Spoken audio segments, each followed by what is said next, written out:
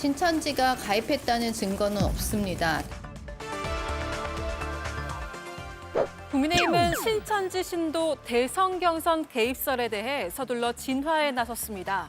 지난 주말 홍준표 전 대구시장은 2021년 대선 경선에서 신천지 신도 10만여 명이 당원으로 가입해서 윤석열 후보를 도왔다고 주장했죠. 이 때문에 당시 권성동 의원이 경선 압승을 확신할 수 있었다는 겁니다. 권 의원은 허위 사실, 망상이라면서 즉각 반박하고 나섰는데요. 전현직 당 지도부 모두 신천지 개입설에 선을 그었지만 논란은 더욱 커지고 있습니다. 그분들도 대한민국 국민입니다. 예. 당원에 가입했다는 것만으로 누군가가 문제를 지적하면 당대표 선거에 출마한 장동혁 의원은 입당을 문제 삼으면 안 된다고 목소리를 높였습니다. 친한동훈계 김종혁 전 최고위원은 홍준표 전 시장을 향해서 그 이야기를 듣고도 윤 전 대통령에게 90도 절하며 호박콩하던 심정이 어땠을지라고 대립각을 세우면서도 이번 당대표 선거에서도 반복되지 않으리라는 보장이 없다며 우려를 나타냈습니다. 전당대회가 한 달도 남지 않은 가운데 여전히 과거 논란에 빠져 있는 국민의힘.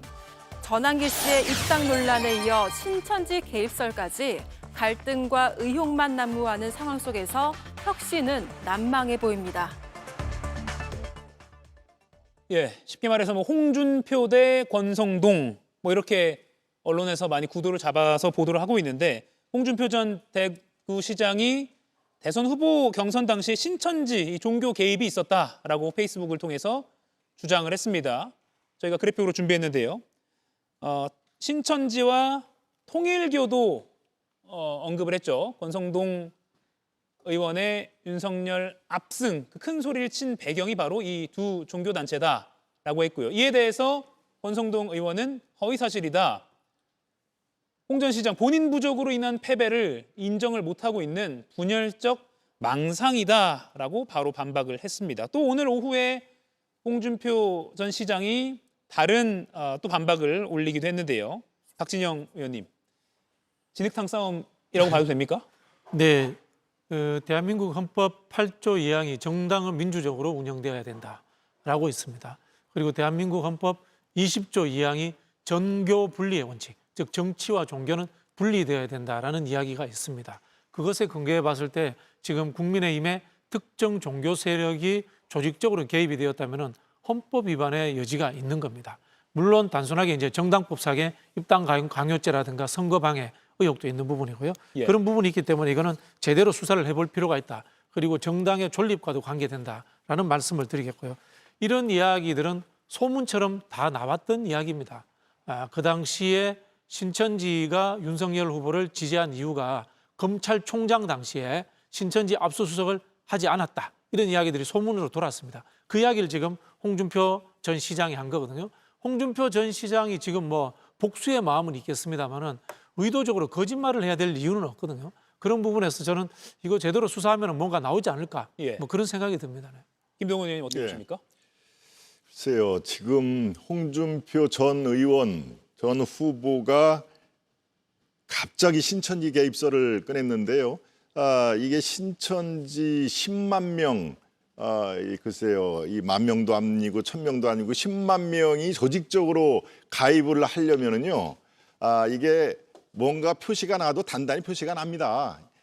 예컨대 제 경험상으로 말씀을 드리면 지난 총선 때 제가 충북 청주에서 후보로 열심히 뛰었습니다. 그 당시에도 그 지역에 있는 신천지 분들이 예. 찾아와서 도와드리겠다, 조건 없이 도와드리겠다 이렇게 합니다. 나중에 알고 보니 각 지역에 신천지 신도들이 선거 때 가만히 있지를 않습니다. 항상 이렇게 도와드리겠다라고 하면서 이제 뭐 당선이 되면은 그 뒤에 뭐 청구서라든가 뭐 이런 게 뭐 날라오겠죠. 예. 단지 이게 10만 명이 되려면요, 지금 상황에서 몇 년 동안 이렇게 잠잠히 있지를 않습니다. 나는 정말 가입을 하기 싫은데 위에서 내려와 가지고 가입을 한다. 이거 어떤 식으로든지 이 폭로전이 있을 수밖에 없는 상황이고요. 이것을 이만희 교주로부터 들었다는 얘기거든요. 지금 단 하나의 이 사실을 홍준표 의원이 내가 경북 청도에 거주하고 있는 이만희 교주한테 내가 들었다는 얘기인데, 그렇다면 이만희 그 교주가 이것을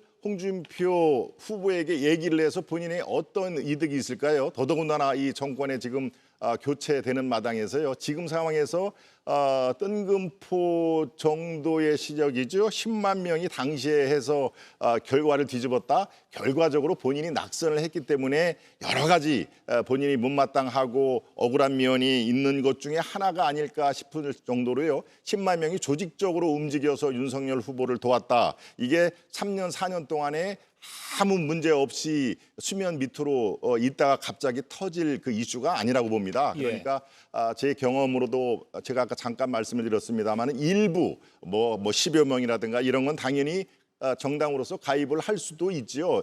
이 입당원서 들어오는 거는 체크가 안 됩니다. 이것은 그러니까 그런 정도의 상황을 지나치게 부풀린 거 아닌가라는 이 생각이 들고요. 그래서 저는 홍준표 전 후보가 정계 복귀를 위해서 이른바 스포트라이트를 받기 위한 몇 가지 재료를 지금 준비하고 있구나. 저는 이런 생각이 들 정도입니다. 네. 제가 좀 말씀을 드리고 박 의원 싶은데요. 말씀하시죠. 홍준표 시장님이 이만희 그 총재입니까?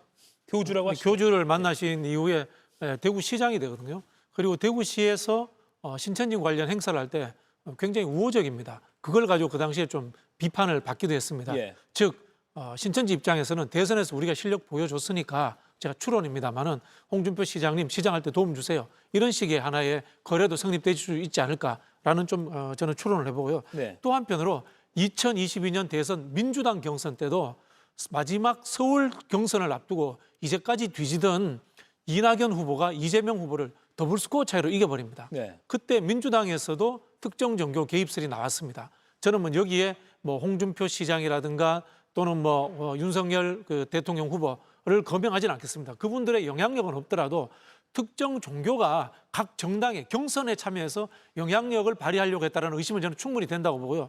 본선과 달리 특정 숫자 100만 명, 30만 명, 40만 명이 모이는 상황에서 10만 명이면 영향을 미칠 수 있거든요. 예. 그런 부분에서 저는 이걸 엄중하게 수사를 해서 앞으로는 이런 의혹이 없도록 할 필요가 있다는 생각이 듭니다. 이거는 당의 문제가 아니라 정당 민주주의라는 측면에서 반드시 필요하다고 봅니다. 네, 사실 지난 3월에도 신천지 전직 간부가 라디오 생방송 중에 비슷한 의혹을 거론한 바가 있습니다. 그 내용 듣고 이야기 더 나눠보겠습니다. 확인된 사항은 네. 광주에 그 10,000명 정도가 국민의힘에 입당한 게 확인이 됐고, 근데 신천지에는 12집회가 있습니다. 네. 근데 그 광주에서 했다고 하면은 다른 12지파에서도 했다는 것을 의미할 수 있겠죠. 그게 오픈이 안 된 거죠. 그리고 당시 윤석열 후보에 대해서는 신천지에 대한 압수수색을 2번이나 거부했다는 말이 공공연하게 신천지에 돌아서 예. 신천지가 보호를 받으려고 하면은 윤석열 후보를 찍어야 된다는 분위기가 팽배했었습니다. 네, 홍준표 전 시장의 주장과 맥을 같이 한다고도 볼 수 있는 한 신천지 전직 간부의 증언이 이미 지난 3월에 나온 적이 있습니다. 지금 보시는 내용인데요. 2022년 대선 직전에 광주광역시에서만 1만여 명이 당원으로 가입했다.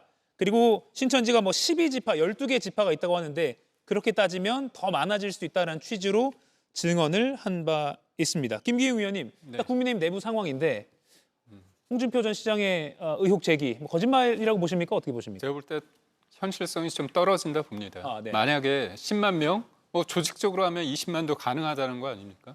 그렇다면 당대표를 만들죠. 영향을 주겠습니까? 그리고 이번 지금 녹취를 보면 내가 광주에 있는데 10,000명 정도의 당원이 가입했을 거다. 그리고 증거를 구체적으로 제시하지는 않지 않습니까? 그러면서 12개 지파가 있으니까 10만 명 넘는 거 아니냐 이렇게 얘기를 하시는데요. 그러니까 윤석열 당시 검찰총장이 그때 신천지 관련해서 압수수색을 안 했던 이유에 대해서 여러 번 설명을 했습니다. 뭐냐면 그 당시에 신천지가 코로나19 관련해가지고 뭔가 그쪽에 있는 교인들이 양성 반응이 많이 나왔습니다. 그런데 강제 수사를 통해서 압수수색을 하다 보면 그분들이 계속 숨게 되지 않습니까? 그렇다면 이거에 대해서 전염병 코로나19가 확산될 여지가 있기 때문에 그거는 전문가들도 압수수색이란 그 방식이 과연 맞는가 안 하는 게 맞다고 한 게 전문가들의 어떤 중론이었습니다. 그런 측면이 있고요. 저는 사실 앞서 이제 말씀을 주셨지만 네. 정치인들한테 있어서 종교인들 많은 분들이 오는데요. 신천지 분인지 아닌지는 전 모르겠습니다. 하지만 신천지라고 이렇게 앞세우시면서 하시는 분들이 없습니다. 신천지라는 교회가 아니거든요. 교회의 이름은 굉장히 다양합니다. 그렇기 때문에 정치인들이 그분들이 어떤 의도를 가지고 했는지에 대해서 잘 모를 수도 있고요. 또 무엇보다 제일 중요한 게 뭐냐면 이분들이 생각하는 거는 윤석열과 그 당시에 홍준표 가운데에서 신천지에서 우호적인 사람은 본인들이 판단했을 때 윤석열 후보라고 본인들이 했다는 거 아닙니까? 예. 그렇다면 그런 과정 속에서 윤석열 후보 측과 조직적으로 어떻게 그런 어떤 조직적인 입당이 있었는가는 또 별개의 문제지 않습니까? 네. 그런 측면에 있어서 저는 10만 명 이상을 조직적으로 한다 이거에 대해서는 이런 의혹을 제기했던 홍준표 후보께서 당당하게 그 부분에 대한 어떤 증거를 제시하는 게 맞다 이렇게 네. 봅니다. 이런 가운데 장동혁 국민의힘 의원이 오늘 신천지의 당원 가입 문제 없다라는 취지로 발언을 했는데 이거 한번 좀 들어보고 이야기 더 나눠보겠습니다. 저는 그런 부분에 대해서도 예. 그분들도 대한민국 국민입니다. 예. 정치 활동을 할 수 있고요. 결과적으로 나중에 봤더니 어떤 분들이 우리 당에 많이 가입했다. 예. 아니면 그래서 우리 당을 지지했다. 예. 어느 종교단체든 어느 종교인이든 예. 누구도 본인들의 정치적 의사를 충분히 표현할 수 있지 않습니까? 당원에 가입했다는 것만으로 누군가가 문제를 지적하면 왜 그 부분에서도 우리는 스스로 눕냐 이겁니다. 네. 그분들도 국민 아니냐, 정치적 의사를 충분히 표현할 수 있지 않느냐라는 취지의 주장인데 제가 정당법을 찾아보니까요. 제54조에 입당 강요죄라는 게 있더라고요. 규정을 위반해서 정당 가입 또는 탈당을 강요한 자는 2년 이하의 징역 또는 200만 원 이하의 벌금에 처한다. 뭐 이런 규정이 있습니다. 그러니까 구체적인 당원 가입 과정을 지켜봐야겠지만 여기서 시각차가 있는 것 같아요. 신천지가 가입했더라도 이게 뭐 강제적으로 한 교주가 모든 교인들에게 가입하라라고 사실상 강요를 했느냐 그게 없느냐가 문제일 것 같은데 박진영 의원님. 그래서 네. 대한민국 법조인들이 헌법 모른다는 비판 듣는 거예요. 제가 아까 말씀드렸잖아요.